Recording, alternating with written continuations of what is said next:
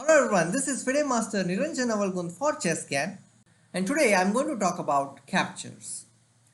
Now in this position there are two captures available. As you know, the pawns can capture diagonally, and there is also another way of capture. I will cover that in a bit. And in this position you have to decide which pawn capture is useful.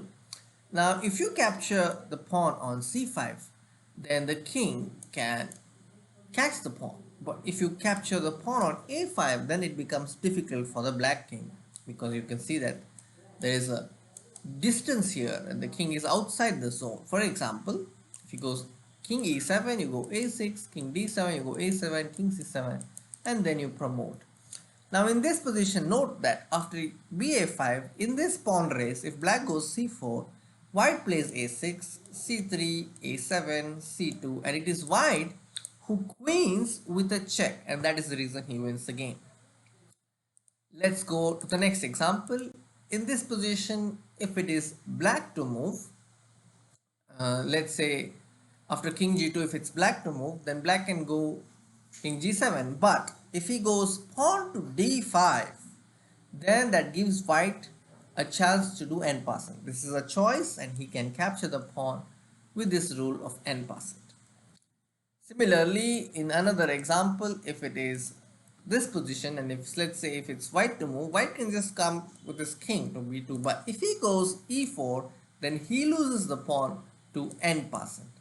Now in this position, it's important to note that this n passant capture is only possible on this turn, and you cannot do it on the next turn.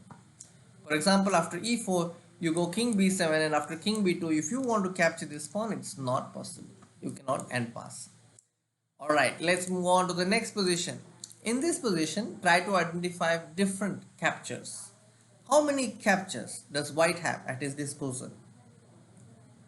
If you answered 3, that's correct. Rook into b4 is a capture, rook into knight, rook into f4 is a capture, and rook into d7 is a capture. And in this position, capturing the bishop or capturing the knight makes more sense than capturing the pawn, because the value of knight and bishop is more than the value of the pawn here. Let's go on to the next example, and in this position you can see that there are again different ways to capture. There is queen takes a1, queen takes g7, queen takes b4, queen takes g4, queen takes a7. Now in this position, again capturing queen takes a1, the rook, it makes more sense. Now you cannot capture the pawn on a7 here so easily, because the rook is protecting the pawn.